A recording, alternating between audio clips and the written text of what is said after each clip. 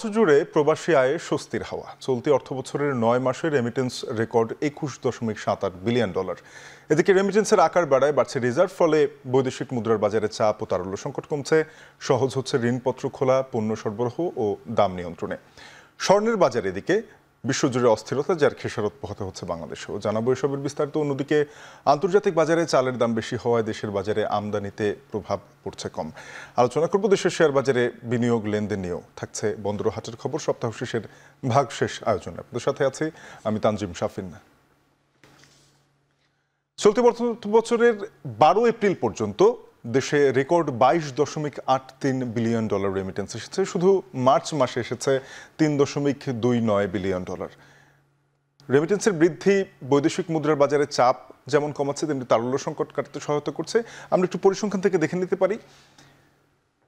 চলতি অর্থবছর অর্থাৎ ২০২৪-২৫ অর্থ বছরের যেই পরিসংখ্যান, তাতে আমরা দেখছি যে রেমিটেন্সের প্রবাহ ধারাবাহিকভাবে যেমন বেড়েছে, তেমনি ঈদ উপলক্ষে মার্চ মাসে রেমিটেন্স ছিল আকাশ ছোঁয়া, যেটি এই সুউচ্চ লম্বা বিল্ডিংটি দেখলে আমরা বুঝতে পারছি। জুলাই থেকে যদি আমরা দেখি যে $2 বিলিয়ন নিচে রেমিটেন্স ছিল জুলাই মাসে, যদিও সে সময়ের রাজনৈতিক পরিস্থিতি এতে একটা বড় প্রভাব ফেলেছে।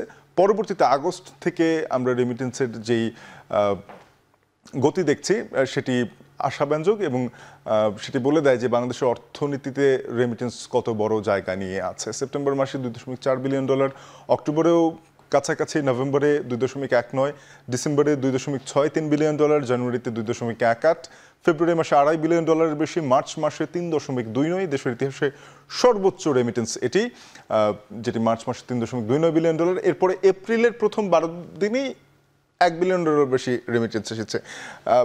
মে, জুন, জুলাই এখনো 3 মাস হাতে রয়েছে। তো 3 মাস হাতে রেখে যখন রেমিটেন্স $22 বিলিয়ন বেশি পৌঁছে গেছে, সেখানে বলা যায় যে গত অর্থবছর অর্থাৎ 23-24 অর্থ বছরে যখন $24 বিলিয়ন রেমিটেন্স এসেছিল, সেটিতেই ইতিহাসে সর্বোচ্চ ছিল। তবে এবার তা ছাড়িয়ে যাবে সেটি নিঃসংকোচে বলা যায়, এবং রেকর্ড আসলে কত বড় হয় সেটা এখন দেখার পালা।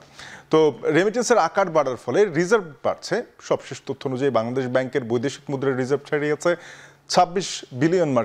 এতে চাহিদা মতো ঋণপত্র খোলা যাচ্ছে, বাজারে পণ্য সরবরাহ এবং দাম নিয়ন্ত্রণ সহজ হচ্ছে। আমরা একটু বৈদেশিক মুদ্রার রিজার্ভের যেই চিত্র সেটি দেখে নিতে চাই।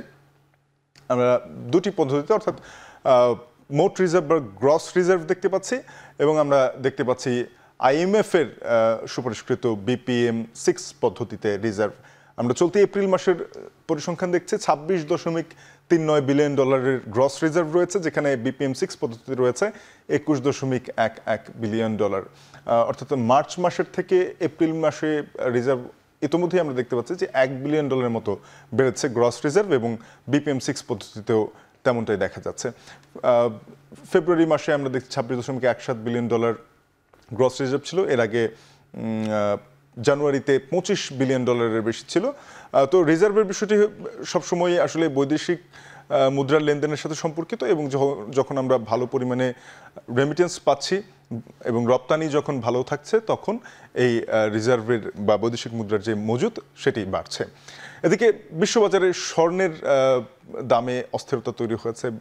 আউন্স প্রতি স্বর্ণের দাম বেড়ে $3,357 পৌঁছেছে, আর দেশে ভরি ঠেকেছে $1,65,000 টাকায়। অর্থনৈতিক অনিশ্চয়তার সময় নিরাপদ বিনিয়োগের জন্য স্বর্ণ সংগ্রহ করছেন বা মজুত করছেন অনেকে।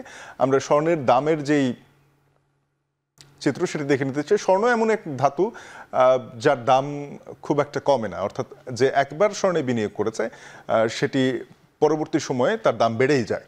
তো আমরা দেখছি যে জুলাই মাসে, অর্থাৎ এই অর্থ বছরের শুরুর দিকে যখন $1,20,000 টাকা ছিল স্বর্ণের দাম, অর্থ বছরের এই 8-9 মাসে এসে সেটি দাঁড়িয়েছে $1,65,000 টাকায়। অর্থাৎ এই সময়ের মধ্যে আমরা যদি পার্থক্য দেখি, প্রায় $45,000 টাকা বেড়েছে 9 মাসে। গত 9 মাসে স্বর্ণের দাম ভরিতে বেড়েছে $45,000 টাকা। তো এখন পৌঁছেছে $1,65,209 টাকায়। এপ্রিলের 11 তারিখেও ছিল $1,59,027 টাকা। মার্চ মাসে ছিল $1,54,000, এর আগে ফেব্রুয়ারি মাসে $1,50,000, জানুয়ারিতে $1,42,000। অর্থাৎ ধারাবাহিকভাবে আমরা দেখছি যে এই 9 মাস জুড়ে প্রায় $45,000 টাকা বেড়েছে স্বর্ণের দাম ভরিতে। এদিকে এদিকে আমদানি বাড়ার পরও চালের বাজার চড়া। চলতি অর্থবছরের এপ্রিল পর্যন্ত চাল আমদানি 8,20,000 টন। আমদানিকারকরা বলছেন আন্তর্জাতিক বাজারে দাম বেশি হওয়ায় দেশের বাজারে আমদানির প্রভাব কম। আমরা একটু দেখে নিতে চাই যে চালের আমদানির যে চিত্র, আমরা বিগত বছরগুলোতে কি পরিমাণ চাল আমদানি করেছে। আমরা বাংলাদেশে চালের যেই চাহিদার প্রায় শতভাগ চাল বাংলাদেশ উৎপাদন করে, কিন্তু উৎপাদন করার পরও বন্টনের সুবিধার্থে অনেক সময় চাল আমাদেরকে আমদানি করতে হয়। তো সেখান থেকে চলতি অর্থবছরের এপ্রিল মাস পর্যন্ত আমরা দেখছি যে 8 লাখ টনের মতো চাল আমদানি করতে হয়েছে। গত অর্থ বছরে কোনো চাল আমদানি করতে হয়নি। এর আগের বছরগুলোতেও কাছাকাছি পরিমাণে চাল আমদানি করতে হয়েছিল।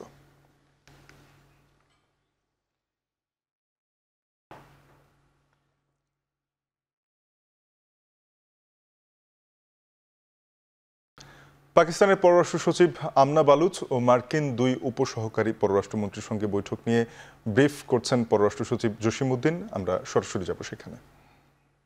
পররাষ্ট্র সচিব পর্যায়ে আলোচনার পর পাকিস্তানের পররাষ্ট্র সচিব আজ মাননীয় প্রধান উপদেষ্টার সাথে তার কার্যালয়ে সাক্ষাৎ করেছেন। পাকিস্তানের সাথে আমাদের বিদ্যমান সম্পর্ককে আরও এগিয়ে নেবার ব্যাপারে মাননীয় প্রধান উপদেষ্টা তার আশাবাদ ব্যক্ত করেন। তিনি দুদেশের মধ্যে বিদ্যমান দ্বিপাক্ষিক সম্পর্কের নানা দিক নিয়ে আলোচনা করেন। মাননীয় প্রধান উপদেষ্টার সাথে সাক্ষাতের আগে পাকিস্তানের পররাষ্ট্র সচিব মাননীয় পররাষ্ট্র উপদেষ্টার সাথেও সাক্ষাৎ করেছেন, সৌজন্য সাক্ষাৎ করেছেন। আমি এখন আজকে পররাষ্ট্র সচিব পর্যায়ে যে বৈঠক হয়েছে সেই বৈঠকে যে আলোচনা হয়েছে সেগুলো সংক্ষেপে আপনাদের সামনে তুলে ধরছি। আপনারা জানেন যে পাকিস্তান দক্ষিণ এশিয়া আমাদের অন্যতম গুরুত্বপূর্ণ প্রতিবেশী। সকল প্রতিবেশীদের সাথে সম্পর্ক এগিয়ে নিয়ে যাওয়া আমাদের পররাষ্ট্র নীতির অন্যতম লক্ষ্য। এই প্রেক্ষিতে আজকের যে বৈঠক হয়েছে সেই বৈঠকে 2 প্রতিনিধি দল বাংলাদেশ এবং পাকিস্তানের মধ্যে বিদ্যমান সম্পর্ককে সামনের দিনগুলোতে আরও এগিয়ে নেবার ব্যাপারে একমত হয়েছে। এছাড়া আঞ্চলিক এবং আন্তর্জাতিক বিভিন্ন ইস্যু এবং দুই দেশের মধ্যে বিদ্যমান ঐতিহাসিকভাবে অমীমাংসিত বিষয়গুলো নিয়ে আলোচনা হয়েছে। আমরা পাকিস্তানের সাথে অর্থনৈতিক ও বাণিজ্যিক সম্পর্ক উপর জোর দিয়েছি। পাকিস্তানের বাজারে বাংলাদেশের পণ্যের রপ্তানি বাড়াতে, বাজারে প্রবেশের সুযোগ বৃদ্ধি, বাণিজ্য প্রক্রিয়া সহযোগীকরণ এবং শুল্ক বাধা দূরীকরণ ও বাংলাদেশে পাকিস্তানের বিনিয়োগ বৃদ্ধিকরণের জন্য তাদেরকে আমরা আহ্বান জানিয়েছি। কৃষি, মৎস্য ও প্রাণী সম্পদ খাতে সহযোগিতা বৃদ্ধির জন্য আলোচনা হয়েছে, যাতে প্রযুক্তি, উন্নত প্রজাতি এবং অভিজ্ঞতা বিনিময়ের মাধ্যমে উৎপাদন বৃদ্ধি করা যায়। এছাড়া জলবায়ু পরিবর্তন মোকাবেলা ও বন্যা প্রতিরোধে দুদেশের অভিজ্ঞতা বিনিময়ের উপরও জোর দেওয়া হয়। বাংলাদেশ ও পাকিস্তানের মধ্যে পরিবহন এবং যোগাযোগ ব্যবস্থার উন্নয়নের বিষয়ে আলোচনা হয়েছে। আপনারা জানেন যে সাম্প্রতিককালে দুদেশের মধ্যে সরাসরি শিপিং রুট চালু হয়েছে এবং সরাসরি ফ্লাইট পুনরায় চালু করার মাধ্যমে দুই দেশের জনগণের মধ্যে যোগাযোগ এবং ব্যবসা বাণিজ্য বৃদ্ধির বিষয়টিও আজকের আলোচনায় স্থান পেয়েছে। আমরা আশা করছি যে খুব শীঘ্রই দুই দেশের মধ্যে সরাসরি ফ্লাইট চালু করা সম্ভব হবে। আমরা উচ্চশিক্ষা এবং বৈজ্ঞানিক শিক্ষায় পারস্পরিক সহযোগিতার নতুন সুযোগ সন্ধানের উপর গুরুত্ব দিয়েছি এবং এ সকল ক্ষেত্রে পারস্পরিক শিক্ষাবৃত্তির সংখ্যা বৃদ্ধির উপর গুরুত্ব আরোপ করেছি। পাশাপাশি পাকিস্তানের পররাষ্ট্র সচিব আমনা বালুচের সঙ্গে বৈঠক শেষে কথা বলছিলেন বাংলাদেশের পররাষ্ট্র সচিব জসিমউদ্দিন। আমরা সরাসরি যুক্ত ছিলাম। তিনি বলছিলেন যে পাকিস্তানের সাথে বাণিজ্যিক বিভিন্ন দিকে বাণিজ্য সম্প্রসারণের কথা বলছিলেন, পাশাপাশি বলছিলেন যে শিপিং চালুর পরপরই পাকিস্তানের সাথে সরাসরি আকাশপথে যোগাযোগ পুনরায় চালু করতে চায় বাংলাদেশ। তো সে নিয়ে আমরা সরাসরি যুক্ত ছিলাম। একটা বিরতি নেব, ভাগ শেষে ফিরবো একটু পর।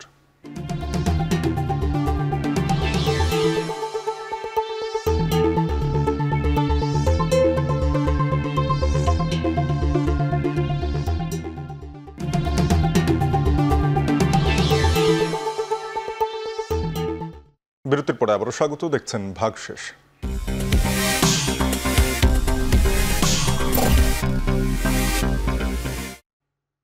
লেনদেন খরায় সপ্তাহ কেটেছে ঢাকার পুঁজিবাজারে। ঢাকা স্টক এক্সচেঞ্জের সার্বিক সূচক সপ্তাহের শেষ দিনেও কমেছে 8 পয়েন্ট। লেনদেন হয়েছে 339 কোটি 29 লাখ টাকা। আমরা শেষ দিনের লেনদেনের চিত্র দেখে নিতে চাই। আজকের দিনে বেশিরভাগ প্রতিষ্ঠান শেয়ার দর হারিয়েছে। 190টি প্রতিষ্ঠানের শেয়ার দর কমেছে, দর বেড়েছে 124টির, দর অপরিবর্তিত থেকেছে 82টি প্রতিষ্ঠানের শেয়ারের। ঢাকা স্টক এক্সচেঞ্জের সার্বিক সূচক ডিএসইএক্স দাঁড়িয়েছে ৫,০৯৭.৩২ পয়েন্টে। আজকের দিনে কমেছে ৮.৩৬ পয়েন্ট। লেনদেনের চিত্র আমরা দেখছিলাম ৩৩৯ কোটি টাকার লেনদেন হয়েছে। গত দিনের তুলনায় লেনদেন কমেছে ৫৭,১৩,০০,০০০ টাকা। চলতি সপ্তাহের ৪ কার্যদিবসে ঢাকা স্টক এক্সচেঞ্জের সূচক ছিল পড়তি এবং লেনদেন খরার কথা বলছিলাম। আমরা একটু দেখে নিতে চাই সপ্তাহব্যাপী লেনদেনের যে চিত্র।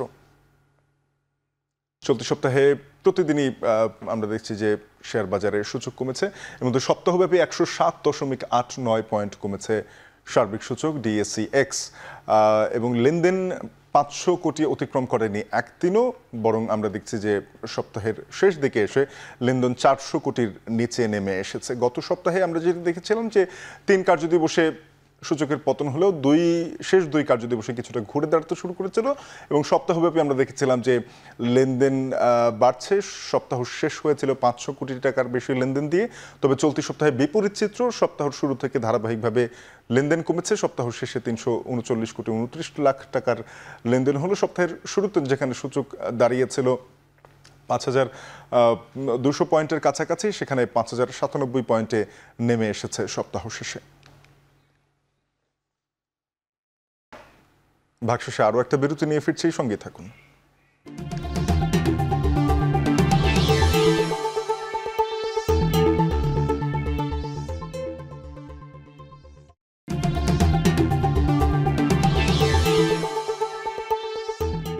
বিরতির পরে আবারও স্বাগত, দেখছেন ভাগশেষ।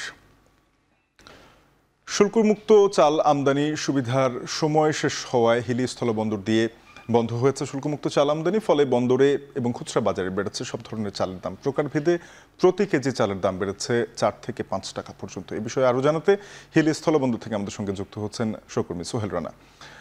সোহেল, শুল্কমুক্ত সুবিধার শেষে চাল আমদানির খবর জানাবেন হিলি স্থলবন্দর দিয়ে এবং বাজারে এর প্রভাব কতটা থাকবে?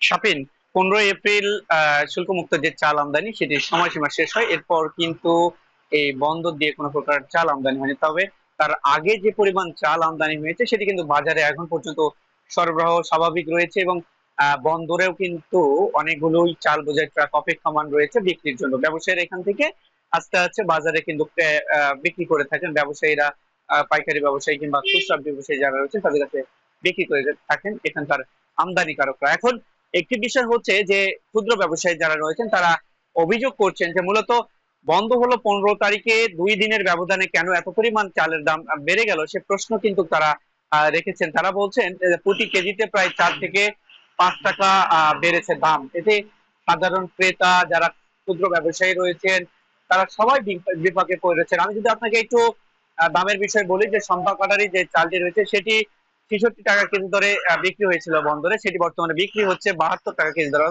এখানে বলা চলে প্রায় ৬ টাকা কেজি দরে এই চালটিতে দাম বেড়েছে। এছাড়া স্বর্ণা ৫ যে চালটি রয়েছে সেই চালটি ৫০ টাকা কেজি দরে বিক্রি হয়েছিল, সেটি বর্তমানে ৫৪ টাকা কেজি দরে বিক্রি হচ্ছে। অর্থাৎ কেজিতে এখানেও ৪ টাকা বেড়েছে এবং ৪০-৯৪ যেটি চাল রয়েছে, যে ভারতীয় আর কি চালটি রয়েছে, সেটি বিক্রি হয়েছিল ৬৬ টাকা কেজি দরে, বর্তমানে সেটি বিক্রি হচ্ছে ৭৪ টাকা কেজি দরে। এখানে প্রায় ৪ থেকে ৫ টাকা দাম বেড়েছে। এখন প্রশ্ন ব্যবসায়ীদের যে এত অল্প সময়ের মধ্যে সরবরাহ সঠিক থাকবার পরেও কেন দাম বাড়লো, এটি সিন্ডিকেটে বাড়ছে কিনা এই বিষয়টি খতিয়ে দেখবার জন্য প্রশাসনের নজরদারি দাবি জানিয়েছে। সব মিলে বলা চলে যে বাজারে সরবরাহ সঠিক থাকলেও দাম দ্বিগুণ বেড়েছে, এটি নিয়ে কিন্তু অনেকটাই ক্ষোভ চলছে ব্যবসায়ীদের মধ্যে। শাফিন, সোহেল, আপনাকে ধন্যবাদ। সহকর্মী সোহেল রানা যুক্ত হয়েছিলেন হিলি স্থলবন্দর দিয়ে, জানাচ্ছিলেন চালের আমদানি, সরবরাহ এবং দরদাম নিয়ে।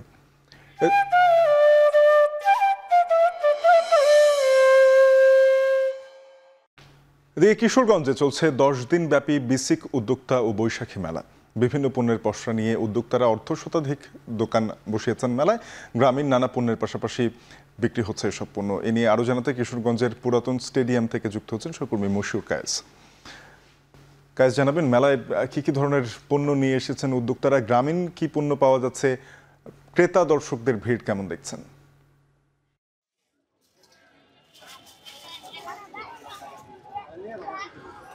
শাফিন, গ্রামীণ যে পণ্যগুলো রয়েছে সেই গ্রামীণ পণ্যগুলোর মধ্যে সবচাইতে বেশি আসলে নজর কাটছে আমরা দেখতে পাচ্ছি যে মৃৎশিল্প যে জাতীয় পণ্যগুলো রয়েছে, বিশেষ করে মাটির তৈরি নানান আসবাবপত্রে কিন্তু সমাহার রয়েছে মেলায়। এছাড়াও হাতের কাজের মধ্যে বিভিন্ন বাঁশ বেতের তৈরি বিভিন্ন পণ্যাদি কিন্তু মেলায় স্থান পাচ্ছে। এছাড়াও গ্রামীণ বিভিন্ন পণ্য কিন্তু এই মেলায় স্থান পেয়েছে। পাশাপাশি উদ্যোক্তাদের তৈরি করা বিভিন্ন ধরনের পোশাক আশাকও কিন্তু এই মেলায় স্থান পাচ্ছে। সবচেয়ে বেশি প্রাধান্য দেওয়া হয়েছে কিন্তু এই মেলায় বিশেষ করে যারা হস্তশিল্প এবং কুটির শিল্প নিয়ে কাজ করেন উদ্যোক্তারা, তাদের জন্যই মূলত কিন্তু এই আয়োজনটা, এবং এই বৈশাখকে ঘিরে এই আয়োজনটা রাখা হয়েছে। বিসিক